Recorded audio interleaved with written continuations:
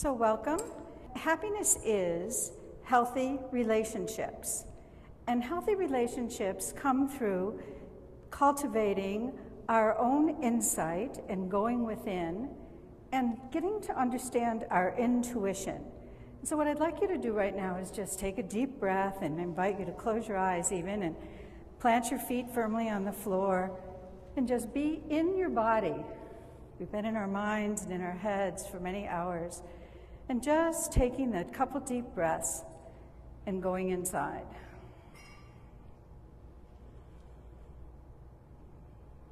Thank you.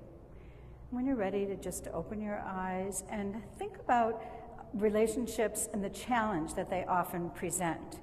And yet we're in relationship from the moment we're conceived. The egg meets the sperm and the little embryo turns into a fetus, and the fetus becomes a human being, and there we are in relationship with mom and dad, and then the aunts and uncles come over, and brothers and sisters may show up, and cousins, and we move out to friends and neighbors.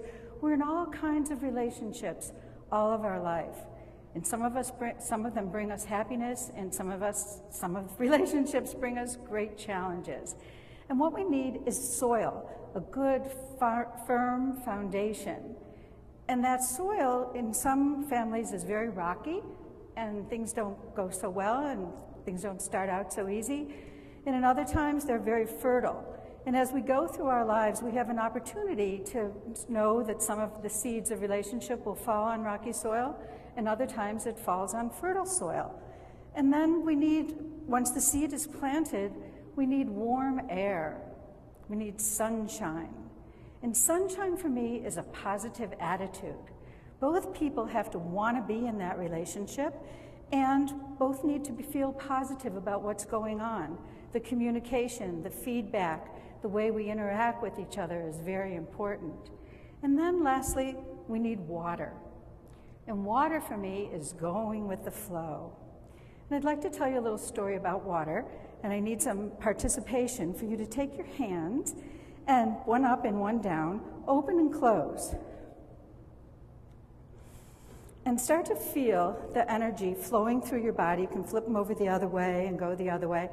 And feel, as you stop doing that and put your hands together, you can even rub them together, and as you pull them apart, that there's energy between your hands, that we don't just end where our skin is. We have layers and layers of energy around our body. And this energy is in motion all the time. Our energy in motion is our emotions. And our emotions are often what gets in the way of our relationships. So the body has these centers of light that in Sanskrit are called the chakras. And they're referred to as the root, the sacral, the solar plexus, the heart, the throat, the third eye, and the crown. And this emotion, this energy runs through, because what they actually are is our process of elimination, our reproductive organs, our solar plexus, which is our kidney and our adrenal glands, the heart and the lungs. And again, take a deep breath and just feel your lungs expanding and contracting.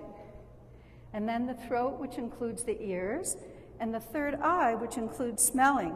And that's so many times the way we intuit somebody else is we are attracted to their smell and the way they smell. And then lastly is what's called the crown, is where things are connected.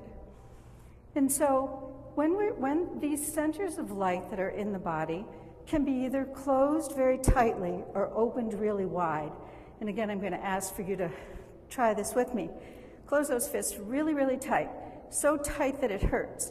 And how many times do we wake up, even in the morning or as the day goes by, feel like this, that we're just really uptight? And then open them the other way, really wide.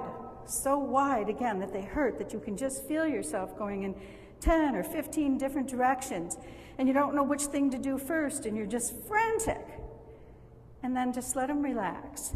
And that's what these energy systems of the body do. They instinctively know how to relax. They know how to come back into what I call dynamic homeostasis. And that we just know that when we take a deep breath and feel our feet planted firmly on the floor, bend our knees a little bit even, feel yourself sitting in the chair, that you can come back more into a centered and grounded place. And so it's the same thing when we're in relationship. We have relationships and we're giving off an energy and we're receiving the other person's energy. And so if you go into a relationship and you're like this, yeah, I want to be in a relationship with you, it's not likely you're going to get what you want. The same as if you're like this, yeah, sure, relationship, okay, no problem.